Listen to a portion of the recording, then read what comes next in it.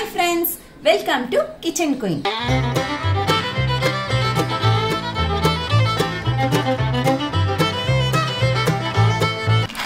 அவ்வளவுதாங்க. இன்னைக்கு நம்ம பார்க்க போற ரெசிபி ஹோம்மேட் குர்குரே.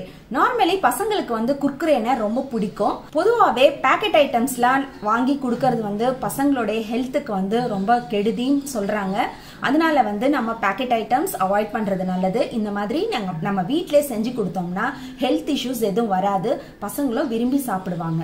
இது வந்து எப்படி செய்யறதுன்றத நம்ம இப்போ பார்க்கலாம். அதுக்கு முன்னாடி இந்த வீடியோவை நீங்க ஸ்கிப் பண்ணாம ஃபுல்லா பாத்தீங்கன்னா தான் இதனுடைய ப்ராசஸ் வந்து உங்களுக்கு ஃபுல்லா புரியும். நம்மளுடைய சேனலை சப்ஸ்கிரைப் பண்ணாதவங்க சப்ஸ்கிரைப் பண்ணிக்கோங்க, பக்கத்துல இருக்க பெல் பட்டனை மறக்காம கிளிக் பண்ணிக்கோங்க. வாங்க இப்போ வீடியோக்குள்ள போலாம். இப்போ நான் வந்து 200 கிராம் அளவு உருளைக்கிழங்கும் 200 கிராம் அளவு கேரட்டும் நல்லா கழுவி வச்சிருக்கேன். இப்போ இதை வந்து நம்ம குக்கர்ல போட்டு நல்லா ஒரு 4 ல இருந்து 5 விசில் வரைக்கும் போட்டு வேக விட்டுக்கலாம்.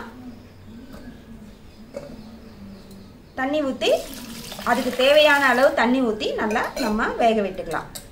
தண்ணி ஊத்தியாச்சு. இப்போ வந்து நம்ம குக்கரை க்ளோஸ் பண்ணிட்டு ஒரு 4 ல இருந்து 5 விசில் வரைக்கும் போட்டுக்கலாம்.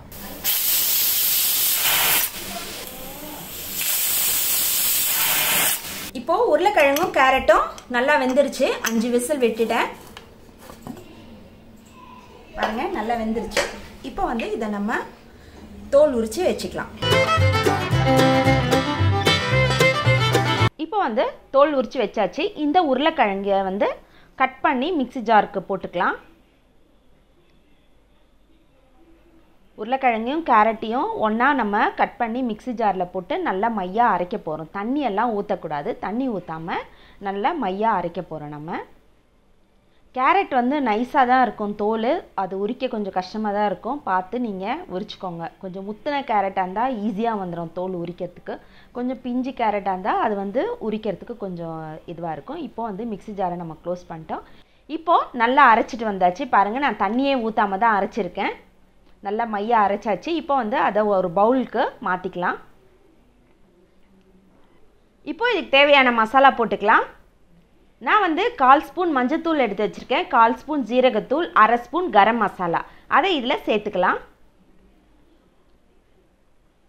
இப்போ காரத்துக்கு ஏற்ற மாதிரி வெறுமிளகாய்த்தூள் 1 ஸ்பூன் எடுத்துருக்கேன், அதையும் சேர்த்துக்கலாம். உங்களுக்கு காரம் அதிகமாக வேணும்னா நீங்கள் அதை ஏற்ற மாதிரி போட்டுக்கோங்க. தேவைக்கேற்ற உப்பு போட்டுக்கோங்க.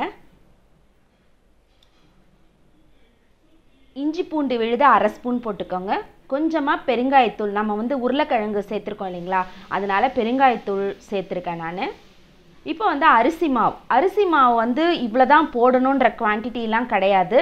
அந்த தண்ணியாக இருக்கிற கொஞ்சம் கெட்டி பதம் வர அளவுக்கு நீங்கள் அரிசி மாவு சேர்த்துக்கலாம்.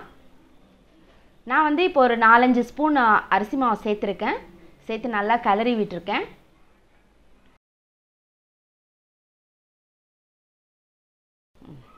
நல்லா கிளறி விட்டுட்டேன். இருந்தாலும் வந்து அந்த கன்சிஸ்டன்சி வரல, கொஞ்சம் தண்ணியாக இருக்குது. அதனால் நான் இன்னும் 1 ஸ்பூன் அரிசி மாவு சேர்த்துக்கிறேன். சேர்த்துட்டு நல்லா மிக்ஸ் பண்ணி விட்டுக்கலாம். சம்டைம்ஸ் உருளைக்கிழங்கு வந்து நிறைய தண்ணி வந்துகிட்டே இருக்க மாதிரி இருக்கும். அதனால் அந்த தண்ணி பதம் போகிற அளவுக்கு நீங்கள் வந்து அரிசி மாவு போட்டு கலக்கிக்கலாம். 1 ஸ்பூன் எண்ணெய், நீங்கள் எண்ணெய் யூஸ் பண்ணுறீங்களோ அந்த எண்ணெயை போட்டு நல்லா மிக்ஸ் பண்ணி விட்டுக்கோங்க.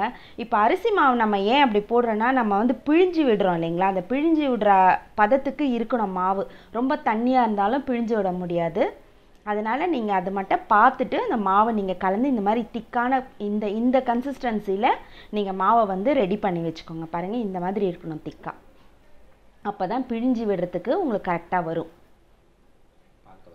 இப்போ வந்து நீங்கள் பிழிஞ்சு விடுறதுக்கு வந்து பால் கவர் இருக்குது இல்லைங்களா, அந்த பால் கவரை நல்லா கழுவிட்டு அதில் வந்து ஃபில் பண்ணிவிட்டு நல்லா ரப்பர் பேண்ட் போட்டு கட்டிட்டு கொஞ்சமாக கட் பண்ணி விட்டுட்டு ஸ்குவீஸ் பண்ணிக்கலாம்.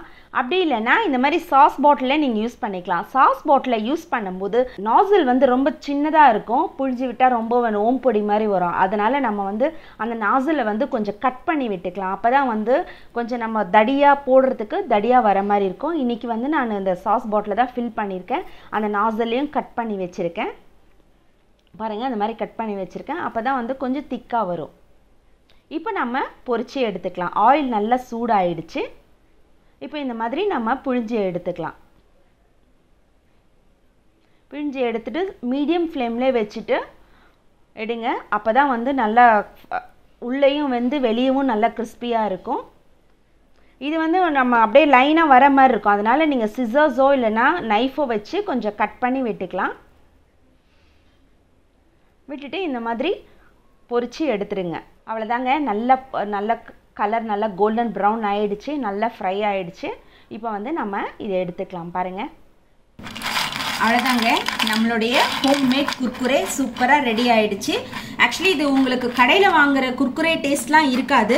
பசங்களுக்கு இது வந்து ஒரு ஆல்டர்னேட்டிவாக குர்குரே கொடுக்குற மாதிரி ஒரு நல்ல டேஸ்டாகவும் இருக்கும். பசங்க விரும்பி சாப்பிடுவாங்க. அதே டைமில் சைடு எஃபெக்ட்லாம் எதுவும் இருக்காது. ஏன்னா நம்ம இதில் எந்த விதமான கெமிக்கலும் யூஸ் பண்ணல. வீட்டிலே செஞ்சுருக்கிறதுனால நம்ம நல்ல ஆயிலில் போட்டு நம்ம செஞ்சு பிள்ளைங்களுக்கு கொடுக்கறதுனால ஹெல்த் இஷ்யூஸ் எதுவும் வராது. இப்போ நம்ம இதை டேஸ்ட் பண்ணி பார்க்கலாம்.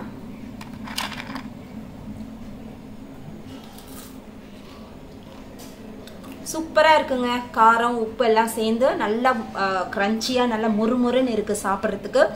நீங்களும் இதை உங்கள் வீட்டில் செஞ்சு பாருங்கள். உங்களுடைய ஃபீட்பேக்கை என்னுடைய கமெண்ட் பாக்ஸில் போடுங்க. நம்முடைய சேனலை சப்ஸ்கிரைப் பண்ணாதவங்க சப்ஸ்கிரைப் பண்ணிக்கோங்க. பக்கத்தில் இருக்க பெல் பட்டனை மறக்காமல் கிளிக் பண்ணிக்கோங்க. மீண்டும் உங்களை அடுத்த ரெசிபியில் சந்திக்கிறேன். Until then, bye.